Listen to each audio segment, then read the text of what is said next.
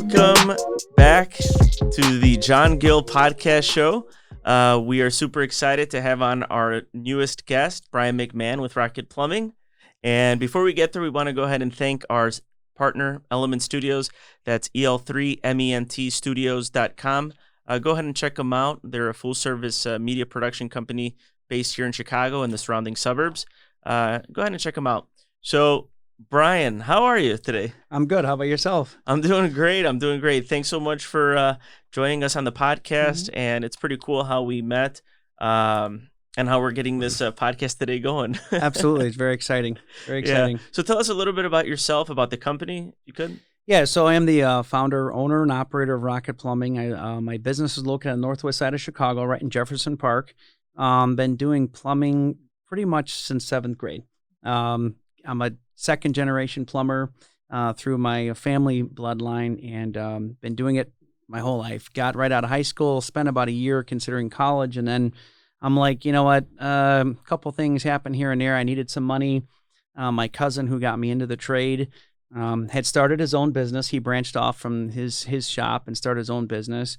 And one day his girlfriend called me. He's like, we have a job for you. And I pretty much was at work the next day. So there it is. And then ever since I got into the trade, that was like 1997, went through the ranks of the Plumbers Union and eventually moved on to my own thing. And I've been self-employed for about 14 years now. That's amazing. That's the real short story. That's the real short story. Awesome. But no, isn't it amazing how things sometimes just take its course? I mean, you didn't expect exactly. It's almost like how we're doing the show today. Exactly. Things just happen, There's a natural flow of life, and it's a moving train, and you're just on it. You know what I mean? Exactly. So tell me a little bit about the plumbing license. How long did it take you to actually acquire your license? Yeah, that's a good question. It's actually a long time. People are always surprised. It's actually to get a plumber's license in Chicago or in Illinois is about 5 years. But I think there's more to that. Like, first of all, a lot of guys hang out at plumbing companies for years and years before they get anywhere near a license program. It's just kind of a very unregulated industry in that sense. So you're working for a guy who's running around for 2-3 years before he decides to get you in the program. And there's a whole different set of politics behind that. But luckily for me, I moved pretty quickly early in my career, right out of high school. I was blessed to have a couple of good people in my life who got me into the union. So got in 98, and it was about a good solid 5 years, really what it takes to become a licensed plumber. Amazing. Mm-hmm. And you said something interesting. There's a little bit of politics that gets involved with the industry. Yes. How different is it versus some of the other cities, states in the country? Or do they all kind of operate similarly? No, you ask good questions.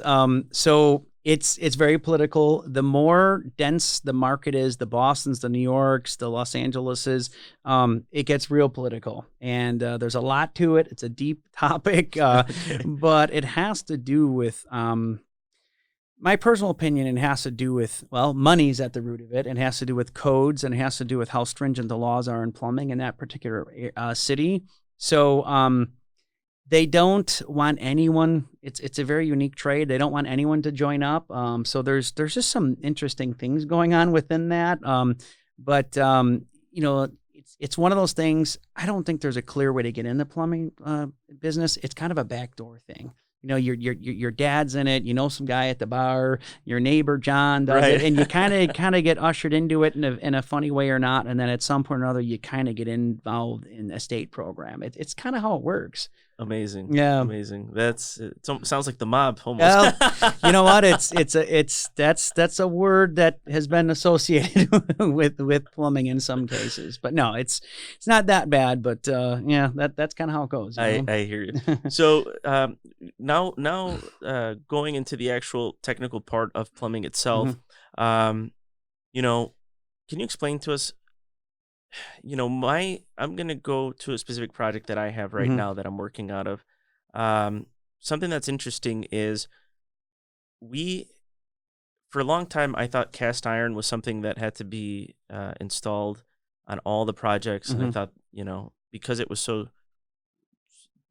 the city was heavily regulating that, I thought it just beat PVC. Yeah. And now there's a whole program where you can actually use PVC. use PVC, Right. for underground plumbing. Yeah. What changed, or what gives? You ask very good questions. So for years and years and years, it was always the city rule that you had to have cast iron piping, especially in the ground. They wanted that minimum 4-inch diameter. So if you're running a wet bar across the thing, you want 4-inch diameter cast iron pipe. Stuff is very heavy. The labor is extremely tough. The skill level is very difficult. So, it kept people busy. Again, I think there's some politics involved, but to be fair, cast iron actually is a really good pipe because it's solid and it's very quiet. If you actually look at the side of a cast iron pipe made by Charlotte Pipe, it says the quiet pipe. So it actually, it's stronger. It's a thicker wall pipe. So as wastewater is flowing down there at a rapid speed, it does hold sound very good. So there's kind of two parts to that.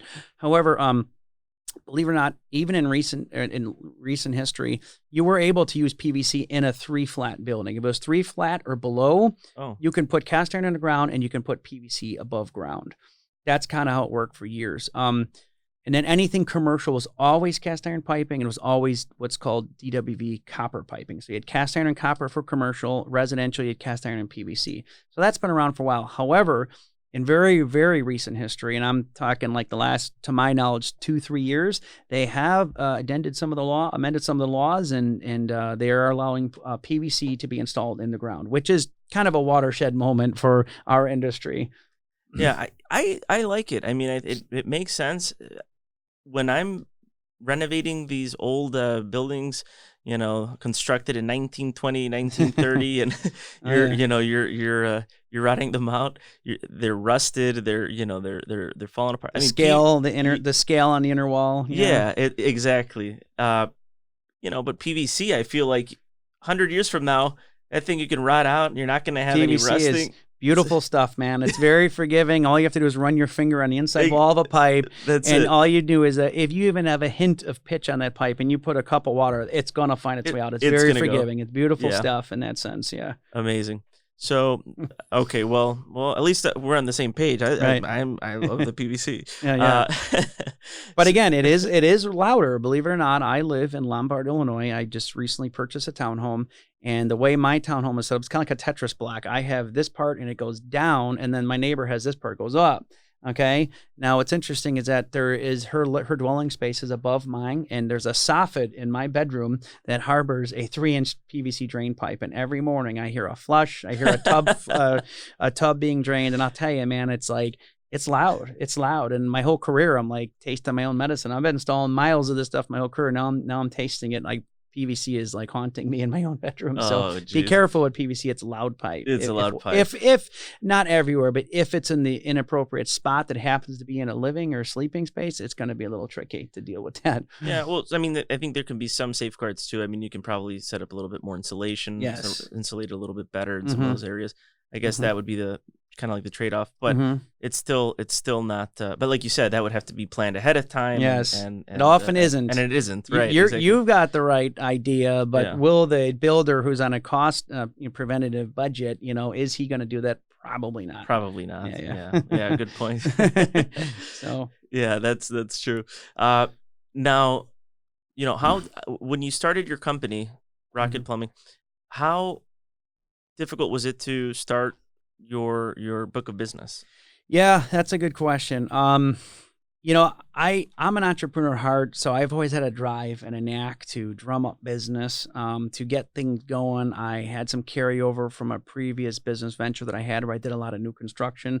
So I had some contacts within my circle of business, but honestly, 95% of it, I just bootstrapped it. I literally started my business out of a 1992 Nissan Maxima that had a broken fuel gauge. And I got that car, and I went to Home Depot, and I put some little bins in my trunk and just filled it up with PVC fittings and whatnot, and just drove around. I had 1/2-inch copper sticking out of my awesome. Window. I had that for about 6 months, and then drove around that, eventually upgraded to another smaller vehicle. But it was tough. Bootstrapping, living off, just running a business off literally taking money out of the bank to buy equipment. And if I didn't get that job the next day to pay for that, I was in trouble. Like, that's how the first 6 months of my business was. It was very difficult. Amazing. Yeah. That's definitely the entrepreneurial spirit that, that we admire. And actually, that we love for you to explain because it's not easy. It's not an easy road, but when you get there, you know what? It's all worth it in the end, right? Yeah, absolutely. I mean, as tough as it was, I should mention I left a union and I was making a really, really good pay scale, and I had incredible insurance. I actually have a pension coming from them, so I stepped away. And I had a lot of fire in my belly, you know. It was something that it was a drive is deep inside me, and I said to myself, well, I can stay in the union and work till I'm 62 and have small benefits, which is nothing wrong with that. But yeah, the entrepreneurial drive, the spirit, like you said, I think was within me, and I can't explain it. It's just something I had, and I always saw light at the end of the tunnel, and yeah, you have to work hard to experience that next level of success, but it's definitely it's a journey for sure. Yeah, I can totally see that. And then now that license, again, it's something that you changes from state to state, right? You're gonna, if you want to be a plumber, Florida, Wisconsin, Michigan, you're gonna probably have to get relicensed again. And is it the same timeline? Yeah, that's a good point. You know, it's really tough. I just had this conversation with someone recently. A lot of states just don't honor, you know, your previous history.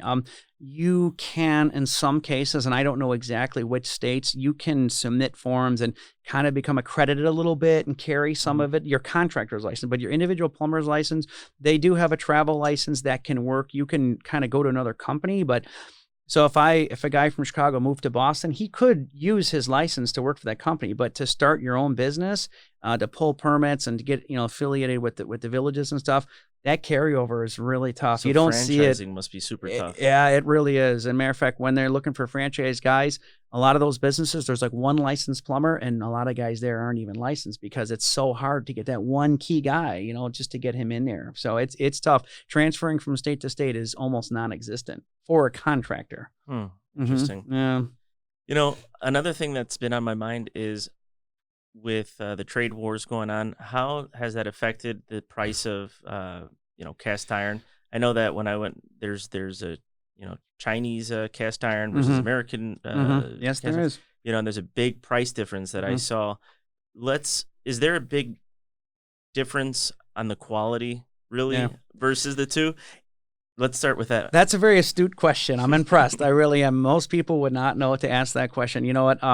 Okay, yes, a lot of guys go to the lesser-known supply houses which sell the Chinese cast iron. It works good. It actually works very good. It's a little more brittle. It has a higher propensity to break a little bit during installation, but most guys don't care because if they have to toss a piece or two away during drop the size of a whole project, they don't care. So, which is fine. The only problem is if you're doing a regulated job that is under a permit and there's inspectors, they will make you cut it out. I've heard of stories. I've heard of guys installing a lot of pipe and putting days and if not weeks into the building, and inspectors saying cut this out. So interesting. Yes, that's like that's a nightmare for any plumbing contractor. Yeah. So any union job obviously has to be American made. Yeah. You will not see Chinese not in the Chicago union, boy. I'll tell you. If you see that, could take a picture. Yeah, exactly. Okay, interesting. I didn't know that. And the other question regarding the different grades of copper, you got the red copper versus the M and the L copper. Exactly. Yep. Can you explain to the audience what's the difference? Someone that doesn't really know, they're going to do some minor repair work at home. They want to figure out, okay, there's a lot of different copper here to choose from. Yes. Which one am I going to go with? Yeah, that's a good question. So M copper has the red writing. It's thinner wall piping. It's just as good, but it's just a little thinner wall. I to my knowledge, it's strictly just for code.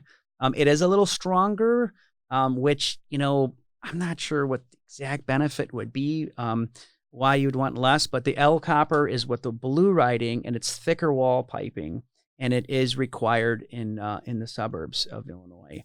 So it's the L is blue and it's thicker, and that means that when you go to cut that pipe, you're going to be going around like 8 or 9 more times rather than the M, which is only like 4 turns on the tubing cutter. So there's some labor costs there too, not just the parts. And now that when you go to heat the solder, it's thicker pipe, so it takes a little more time to heat too. So you've got some time and labor when you're putting all L copper, and you will notice it. Interesting. So the L's cheaper, but it's... No, L is a little more expensive because it's thicker wall. It's thicker wall. Okay, I'm sorry. So okay.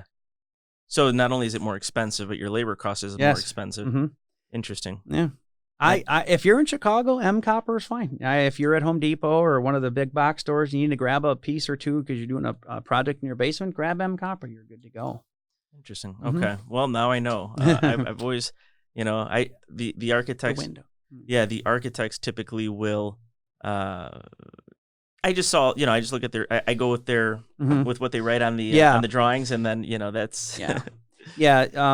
And that's what I go usually with. That should but be that's good. reviewed, Okay. because sometimes an architect can put something down and he's not sure. They should usually review that. You should always press for what's the most economical. But yeah, if it's on the drawing and it's been approved, you have to go with that.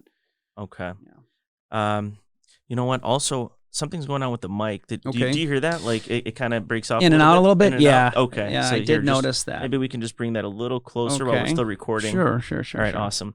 So, going back to just I'm getting all of these questions that I've had built in for a while. On the like plumbing therapy. Yeah, plumbing therapy, the technical side of it. Sure. What other things can we look out for? Something that I've seen sometimes is a plumber goes to the job, sees the work of another plumber, says, "Oh, well, this doesn't seem, that it was done properly." Another guy goes there, says something completely opposite. That looks fine. You've got all these different plumbers kind of giving their own critique. Right. But at the end of the day, it's what are the key things to look at as an investor to know that you're dealing with someone that knows what they're doing? Because even if they have their license, there's some that kind of dog on each other. So I just want to make sure, what is it exactly are the key things to look at that that the person that you've got on the job is, is a decent guy and not just kind of. Sure. Yeah, that's actually a really good question. I would probably ask, is his license updated? Does he have some type of proof of that? When was the last time he's pulled a permit? If he's pulled a permit, he's in the game, then he's had some jobs recently inspected. If he's had jobs recently inspected, he's obviously having to get those approved. And that means he's of a level of savviness that he should be at. So, maybe ask him his recent history and a copy of his existing license if he has that. That's one point. As far as plumbers, other contractors making different points. I mean, I'm not sure that every job there's a perfect way. I've learned from other plumbers, and other plumbers have learned from me. But you definitely want a guy who's definitely familiar with the up-to-date codes for sure. But as far as like general installation, obviously he has to take pride in his work. He's got to have a good sense of craftsmanship. If he's putting a 1/2-inch pipe through a stud, make sure he's drilling a hole that's 5/8 or 3/4 hole. He's not butchering the studs. The installation, he has to be a good craftsman. The pipe should be secured, anchored. It should be, make sure he does a rattle test. Make sure he tests the water if he's installing copper, because I've seen guys put drywall up and all of a sudden it starts leaking. Well, you got a shower in the hallway and you didn't want a shower in the hallway, so you got things like that going on. So again, what's his testing? Ask him questions a little bit. You know what I mean? Hey, how do you before drywall goes up, what's your inspection? What's your quality test here? And shouldn't that come standard? I mean, if someone's going to put copper piping throughout the entire project, wouldn't they want to test out the water lines to make sure that they didn't have any leaks? You said a word there, should. It should. But it's not a standard thing. Well, it really should be. Here's what's interesting. When you install new copper on a project and you turn the water, a lot of guys will do what's called an aquastatic test. They just turn the water straight on. They take a gamble. I've done it myself. But what happens is, if they drywall that thing the next day, leaks can happen. I had a guy used to go around and hit the pipes with his channel locks, the little wrench. He would hit it to try to induce a leak. I'm like, that's actually not a half bad idea, because occasionally a little leak can pop. So, if you're going to do strictly aquastatic test, obviously make sure if there is a leak, he fixes it, drains it, turns it on again. Make sure that's exposed for at least 2-3 days before you drywall, because if a little dripper comes up, you drywall right away, you could have an issue. I've seen that happen quite a bit. Yeah, it's gonna screw it up. I get it. And so the other one other point that I'm seeing, if you're getting plans, the city's requiring you to change the service to the street and change the water lines. That's a huge job, and and they didn't, the city of Chicago didn't usually, that wasn't something that you'd always have to do, right? I mean, that's something recent. Are you sure you're not a plumber? You ask really good questions. Actually, this topic is a hot topic right now. Because right now, a lot of the city has what's lead service, and it's a huge topic right now. You have lead in the water, so everyone's kind of like, well, what's going on here? So when you do what they're requiring now, and that goes along hand in hand with the meter. A lot of houses in Chicago don't have a water meter. They're on that, what do they call that system where they just kind of guess, I don't know the word for that. They just kind of approximate, we think you're, whatever. Well, we had a customer recently who owns a 4-bathroom house, but he's a single person living in one home. He's like, well, why should I pay what a family's paying? I want a meter.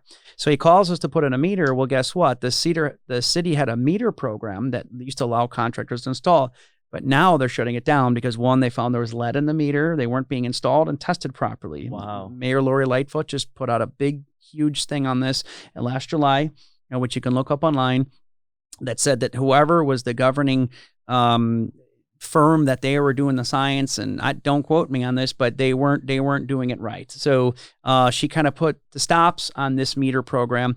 And so that's some things that need a lot of things to be discussed if a person's looking to do that. And two, now if you want to put a meter, they are requiring you to bring your water service all the way to the street, not just to the B box. That's your shutoff box, the key that's in your parkway. That they used to allow a B permit that would bring it from the parkway into the house. They don't do that anymore. They want it to go all the way to the street, which requires a city. You have to open the street, dig down, and you have to tap into the water main. It's big deal. It's a big deal right now. It's becoming a really big topic. Either. Well, yeah, and you're in real estate, so you're going to see a lot of real estate deals being stopped. Like, hey, look, we're not going to purchase a house because you have a 3/4 or 1-inch lead line. It's inefficient. You put all this new copper in, and it's not up to snuff. And it's becoming an issue. I see it happening. Real estate deals being stopped all the time because of this factor. Yeah, something else that I saw that they're going to implement, I think in 3 years in 2023, is they may allow for 2 flats to allow for garden units, but I think they're going to want fire sprinklers. Have you heard of something to that effect? I have not actually. Okay. That's interesting. Yeah, it's something that I saw. They're trying to basically promote higher density, and which would help a lot of valuations and create a lot of wealth. Yeah. But, at what cost? You're going to have to put, how much is it going to cost you to actually put all these sprinklers? These sprinklers, right? Well, another thing too, you say that the sprinkler system forever was put in with threaded pipe. That's that hard black galvanized pipe, whatever they use. But now they've gone to that orange kind of that. I'm not sure exactly what kind of, it's like a PVC pipe, but it's orange. It's rated differently. I actually have that in my place in Lombard, interestingly enough. I'm like, wow, I'm actually glad I have this. You see these little heads everywhere. I'm like, yeah, I guess it's good. But, putting in with that type of PVC could be a lot easier. But I don't know what the code requirement is if you're going to make threaded pipe, because if it's threaded pipe, it's going to be a very huge cost. But my guess is they'll probably allow that type of plastic. But yeah, I haven't heard too much about it, but it's certainly something to think about. Yeah, no, that's something that I read, but we'll see if that actually comes to fruition. Yeah, right. We'll see. Yeah, right. So I'm sure the insurance company's like, it's like, hey, if you have this in your home, your insurance rates can go down and whatnot. So you've got that component. So you got a lot of hands at play here. It's kind of like, well, I know in my particular homeowner's insurance, they asked me sprinkler and it brought my rate down. So, there's a lot going on. So there can be some benefits. There can be, for sure. For everyone involved. Yes, for everyone involved. That's going to be a lot of a contract. Yeah. So, yeah, good question. And I'm sure there's a lot of hands at play here before they make those codes go to effect. Interesting. And then just a few last questions here is the difference between villages and city. Is there that big of a difference as far as their codes and how they regulate? You mean like Chicago compared to like Lombard or Downers Grove? Yeah. That's a good question. I think I'll play the 2/3 rule. Like a lot of it's the same, like 2/3 are the same, but there are some small differences in certain things. When it comes to the size of the drain, the venting, that's all fairly standard because that's just logic and code how that works. So that's not going to deviate too much. I'm trying to think off the top of my head. I mean, there are definitely some subtle differences, but most Chicagoland plumbers are all on the same page. There's a few small subtle differences, but it only really changes once you get outside the Chicagoland area. Like for instance, outside Chicagoland, you get PEX piping. You're allowed to use PEX piping, which is that's that flexible water supply tubing. It's called PEX. It comes in a coil. And it's a real controversy. Stuff's actually scientifically pretty amazing. But again, the politics and code, and there's people lobbying on each side saying, why can't we go to this? Copper, it doesn't get stolen. Who's going to steal PEX pipe out of a house? Well, it's not very worth that much. So, you got a lot of factors there. But again, I think, like you mentioned before, some of that's slowly changing. You get out to DuPage, you get out to other parts of the suburbs, you see little things changing as we go forward here. Interesting. Yeah. Mm-hmm. So, wow. I'm telling you, I'm trying to absorb all the information that you're providing here. Mm-hmm. So anyone looking to get again into the plumbing industry, their first step is what? That's a good question. This is an ongoing conversation you're hearing about the millennials right now. Millennial people they're just not into service and construction the way my generation was. The Generation X and before that. A lot of guys my age were raised around their fathers, mechanics, around toolboxes.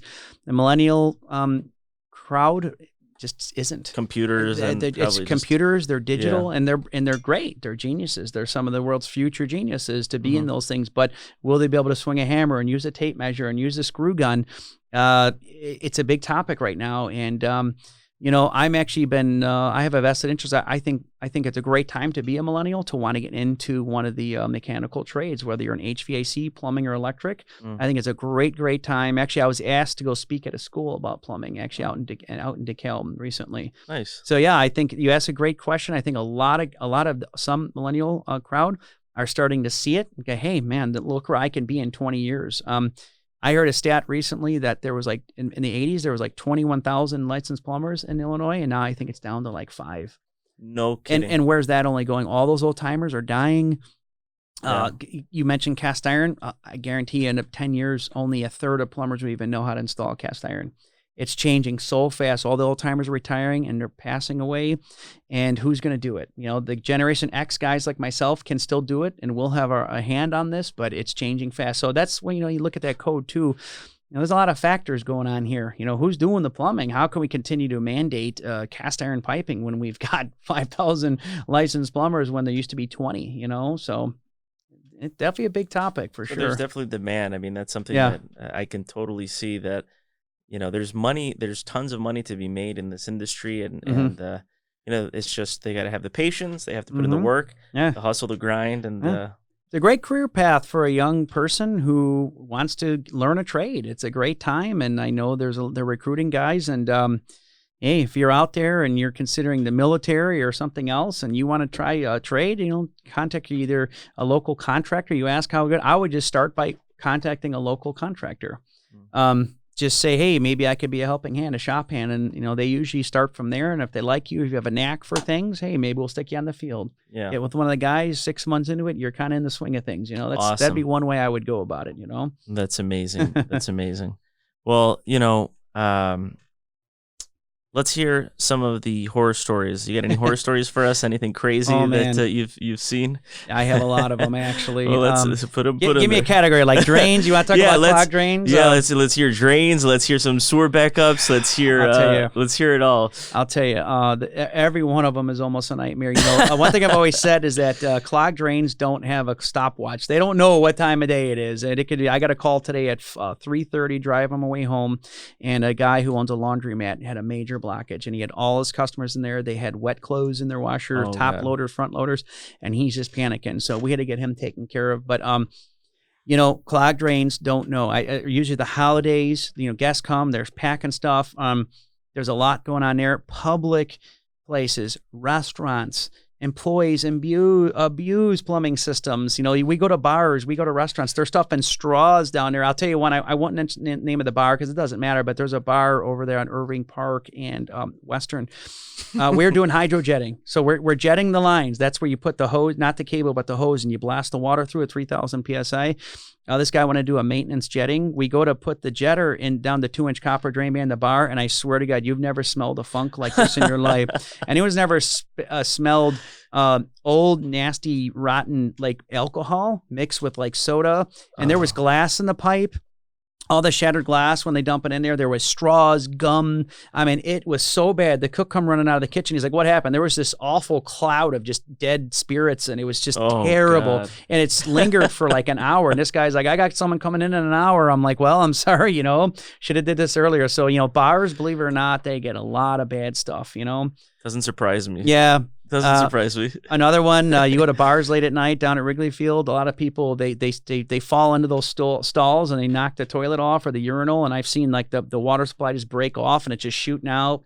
We get those panic calls. We get things like there's a lot of interesting stuff that comes up when you're dealing with the public, public places. And are you 24-hour operation, or is it?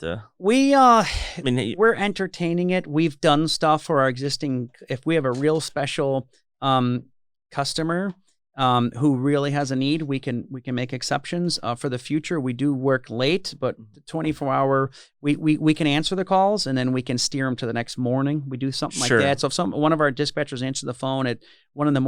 and we can consult them how to shut off a valve and wait till the plumber gets there the next day at 7, 8 o'clock. Most people are willing to do that because no one really wants someone at their house at 2 a.m. unless it's absolutely vital. Something crazy happened. Yeah, like you said, unless there's like water shooting out. But again, you can, or someone's out of a tenant's out of something. They got a baby or something like that. And then you can guide them to say, okay, shut off the water. Right. Like let's start there. Right. Yes. I mean that's and with the advent of the FaceTime, Google Images, I can just send people stuff all night long. I've done that. Like, hey, here's what a ball valve is. Here's a gate valve. And then we have people doing live shots. And I've even done Skype calls. And then, people get really creative when they're in a difficult situation, You have to. Yeah, you have to.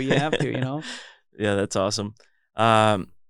Well, if anyone wants to get a hold of you, where's the best number to reach you? If you can provide some of your contact information, that'd be great. Absolutely. So it's Rocket Plumbing. We're at 773-219-1200. That's 219-1200. We are located in Jefferson Park, Chicago. And you can find our website at rocketplumbingnow.com. That's our website. rocketplumbingnow.com. Yes. Awesome. Mm-hmm. Well, we're going to definitely put a link to your company site. And, I want to thank you for coming on to the show. It's been great. Yeah. Looking forward to. Oh, by the way, ladies and gentlemen, he's going to have his own podcast coming here soon. Yes. So here's the plug for that. That'll be coming. We've been in business quite a while, and our customers love us, hopefully. And we love sending out like emails. We love sending out, literature and different things like that. People call us with a lot of questions, but I'm trying to really step that up. I want people to have a real go-to source. I'm going to put out, there's a lot of things I've been wanting to talk about for a long time, from, fixtures, from water filtration to become a big topic, battery backup, some pumps people call us like, how do I get out of this? Exterior drainage, people have their outside floor drains backing up into their house and they don't know how to control that. Just a lot of head scratching questions, So, plumbing fixtures, faucets, where to buy, what to buy, things like that. So as we progress here, I'm going to try to put one out at least, maybe one a month or so, just to get it out there and just start talking about just maybe to do product demos. Like, here's what you're dealing with. Here's why your toilet's running. Here's why your flapper won't close properly. Yeah. Here's why your tub keeps clogging if you have long hair, every 2 weeks, and how to prevent that and prevent, a service call or something like that. So I have a lot of stuff that I'd like to get out there to my customers, and I'm just excited to put it out there. So, well, I'll be I'm definitely going to subscribe to the channel, and I'll be following and watching. Awesome. Well, thanks so much again. Yeah, thank you. And we want to go ahead and thank again our partner, Element Studios. That's EL3MENT Studios. Go ahead and check them out at their website or on their Insta. And thanks so much again. All right. Thanks very much. Take John. care. Oh, are we still recording? So, by the way, ladies and gentlemen, we're in the new studio. So I should have mentioned that this is a brand new studio. So, you're actually our first guest here. Awesome. So this is a very special moment for us. And we also have some new equipment. This is called the Roadcaster. Before we sign off, you want to hit one of these, just to kind of get the audience familiar with some of our cool sound effects. There it is. No, everyone, stay seated, please. Stay seated. That's what I wanted them to hear. Anyway, that is very cool. Yeah. Cool. But again, thanks so much, and thank we you. look forward to your podcast coming out too. Thanks very much. You ask great questions. I got to say, you can be like I'm looking forward to doing more in the future because I think it's going to get a lot of good stuff out. So. Hey, well, I only ask what probably a lot of people are thinking. So, all right. Well, thanks so much again. All right. Thanks very much. Have a good night. You too.